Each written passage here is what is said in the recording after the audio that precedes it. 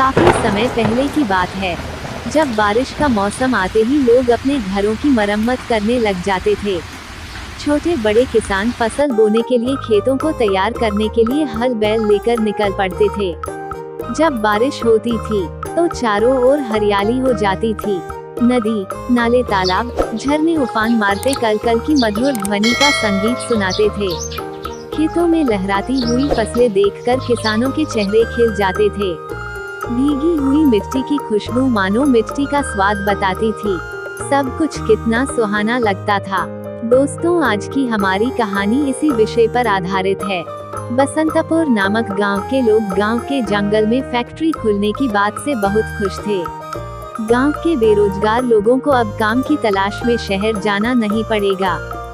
गांव के कुछ समझदार लोग जंगल में फैक्ट्री खुलने से नाराज थे, तो वही कुछ लोग इससे बहुत खुश थे। एक दिन गांव के कुछ लोग चौपाल पर बैठकर बातें कर रहे थे। तभी एक रामू नाम का आदमी घनश्याम से कहता है, अरे भाई घनश्याम, क्या तुम्हें पता है हमारे गांव के जंगल में फैक्ट्री खुलने वाली है, जिसमें गांव के बेरोजगार युवाओं को रोजगार दिया जाएगा और गांव के विकास के काम किए जाएंगे। घनश्याम, अरे भाई रामू, सुना तो मैंने भी कुछ ऐसा ही है, पर एक बात मुझे समझ नहीं आती है।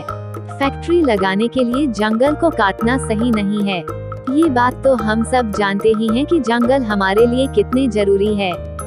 जंगल के कारण ही वर्षा होती है और जंगल के कारण ही हमारे गांव में हरियाली और सुंदरता का वातावरण है। नहीं भाई, ये बात तो मेरे समझ नहीं आई। तभी गांव का एक बुजुर्ग व्यक्ति बोलता है, अरे बेटा रामू, घनश्याम सही कह रहा है। जंगल हमारे लिए कितने जरूरी है, ये बात किसी से छुपी नहीं है। फिर भी लोग अपने फायदे के लिए जंगलों की अंधाधुंध कटाई कर रहे हैं। यदि समय रहते हम लोग नहीं जागे तो अच्छा नहीं होगा। अब अपने गांव के जंगल को बचाने की जिम्मेदारी तुम जैसे नए पढ़े लिखे युवा लोगों की है।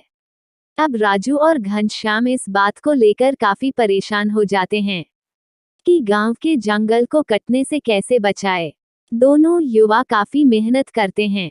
राजू और घनश्याम गांव के सरपंच के पास जाते हैं और उन्हें सब बात बताते हैं। सरपंच के कहने पर गांव के सभी लोग राजू और घनश्याम के साथ जंगल काटकर फैक्ट्री लगाने आए हुए लोगों का विरोध करते हैं और वे उन्हें वापस लौट जाने के लिए कहते हैं। परंतु फैक्ट्री का मैनेजर लोगों की शिकायत पुलिस में कर देता है, जिससे डरकर लोग राजू और घनश्याम का साथ देने से मना कर देते हैं। लोगों से डरकर फैक्ट्री मैनेजर शहर से और पुलिस जवान बुला लेता है ताकि लोगों को रोका जा सके। अब राजू और घनश्याम भी बहुत डर जाते हैं। दोनों को कुछ समझ नहीं आ रहा होता है। तब राजू और घनश्याम को एक तरकीब आती है और वे लोग जैसे तैसे गांव के लोगों को अपने साथ आने के लिए राजी कर लेते हैं। पर इस बार वे लोग न तो कंपनी वालों का विरोध करते हैं और न ही वे लोग उन्हें जाने के लिए कहते हैं। गांव के सभी लोग राजू और घनश्याम के बताए अनुसार अपने गांव के जंगल के एक पेड़ से एक व्यक्ति लिपट कर खड़ा हो जाता है। अब वे लोग बिना किसी से लड़े झगड़े शांति तरीके से अपना विरोध जताते हैं। राजू और घनश्याम ने गांव के लोगों को बताया कि हमारे गांव का जंगल हमारी धरोहर है, इसे हम ऐसे ही खत्म नहीं होने देंगे। चाहे इसके लिए हमें अपने प्राण ही क्यों न देने पड़े, हम अपने गांव के जंगल को कैसे भी करके बचाएंगे।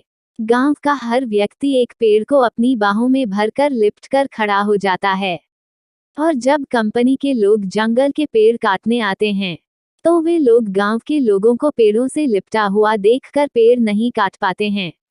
जंगल को बचाने के लिए लोगों का प्रेम, समर्पण और साहस देखकर वे लोग हार जाते हैं और वापस लौट जाते हैं।